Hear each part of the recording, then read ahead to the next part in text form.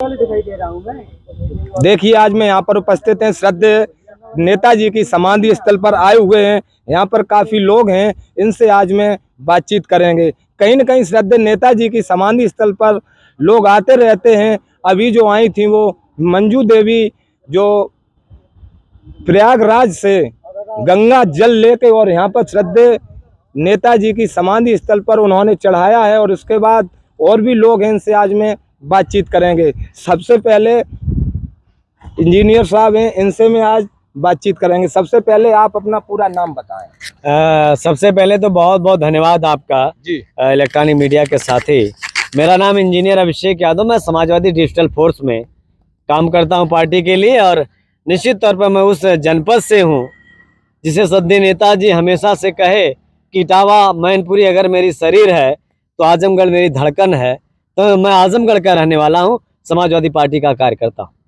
लेकिन आजमगढ़ में समाजवादी पार्टी के 10 विधायक हैं, लेकिन ये थोड़े, हम श्रद्धेय नेताजी की समाधि पर हैं लेकिन थोड़े हटके बात कर रहे हैं कि जो अभी ये उपचुनाव हुआ उसमें निरहुआ जी, सांसद जी जो यहाँ के पूर्व सांसद थे, धर्मेंद्र यादव बदाऊं के पूर्व सांसद, तो ये वहाँ पर ये बात कैसे क्या हुई, जनता ने माहौल कैसे चेंज कर दिया, जबकि समाजवादी पार्टी के 10 विधायक और 1 सांसद सीट समाजवादी पार्टी नहीं निकाल पाई। देखिए, सवाल आपका बहुत लाजिम है। जहां तक बात है उपचुनाव में हार की, तो ये सरकारी तंत्र, भारतीय जनता पार्टी की मशीनरी ने चुनाव जीतने का काम किया। और लगातार योगी आदित्यनाथ का फोन वहां के डीएम कलेक्टर पर लगातार आ रहा था। जिस प्रकार से दबाव बना करके चुनाव के परिणाम बदलने का काम भारतीय जनता पार्टी ने किया, जनता का जनादेश, जनता का मत समाजवादी पार्टी के प्रत्याशी युवा तुर्क आदरणीय पूर्व सांसद धर्मेंद्र जी के साथ था। और निश्चित तौर पर हम उस चुनाव में रहे। मैं आपको बता दूं, ईवीएम रखवाली से लेकर के चुनाव प्रचार से लेकर हर कार्यक्रमों में सक्रिय भूमिका में हम सांसद जी के साथ रहे।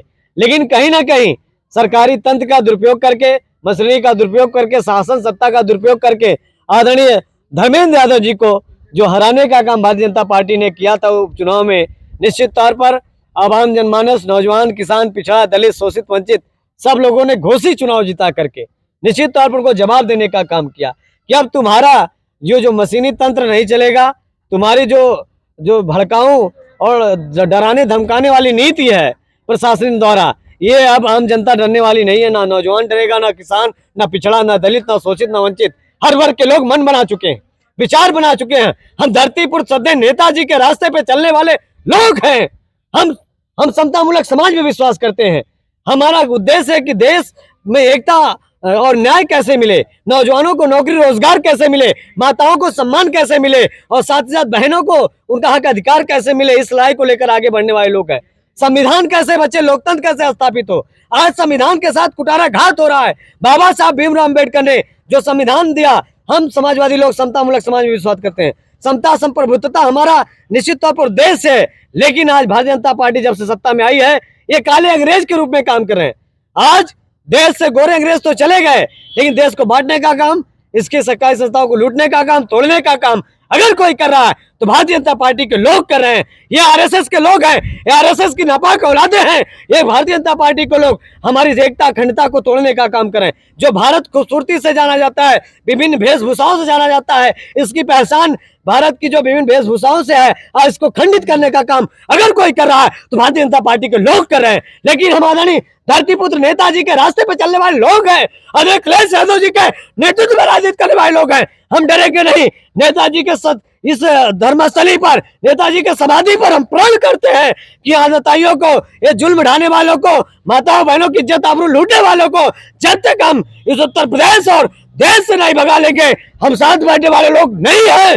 हम निश्चित तौर पर लड़ते रहेंगे। अगर हमारे शरीर का कतरा कतरा खून कौन बह जाएगा, हम पीछे नहीं हटेंगे। हम लड़ करके इस आतताइयों को भगाने का काम करेंगे। हम श्रद्धेय नेताजी के लिए कहना चाहते हैं कि दूसरे नेताजी नहीं मिल सकते। हम सब आंसुपूर्ण श्रद्धांजलि व्यक्त करते हैं नेताजी किसानों के नेता, नौजवानों के नेता, धरती पुत्र है, आज वो हमारे बीच नहीं है, लेकिन उनके दिखाए गए रास्ते, आज उनका विचारधारा है, वो विचारधारा के रूप में जीवित है।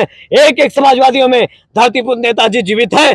हम समाजवादी लोग लड़ करके इस आताताई जुल्मी लोगों को भगाने का काम करेंगे और इंडिया गठबंधन को मजबूत करके आने वाले 2024 समाजवादी पार्टी की सरकार बनाने का और केंद्र में गठबंधन की सरकार बनाने का काम करेंगे, जिसमें समाजवादी पार्टी के नेता, हम लोगों के नेता, भारतीय राजनीति के उदयमान सूर्य आदरणीय अखिलेश यादव जी का बहुत ऐतिहासिक रोल होगा और देश के सर्वोच्च कुर्सी पर निश्चित तौर पर हम स्वेच्छा, हमारी इच्छा है, हमारी ये ईश्वर से प्रार्थना है कि हमारे नेता आदरणीय अखिलेश यादव देश की सबसे बड़ी कुर्सी पर बैठे। इन्हीं सारी बातों के साथ बहुत धन्यवाद। इसी के साथ जो इंजीनियर साहब ने जो ये बात अपनी रखी है, बहुत बहुत आपका धन्यवाद जो आप यहाँ पर सैफई नेताजी की समाधि स्थल पर आए हुए हैं। इसी के साथ में विवेक यादव, सैफई इटावा।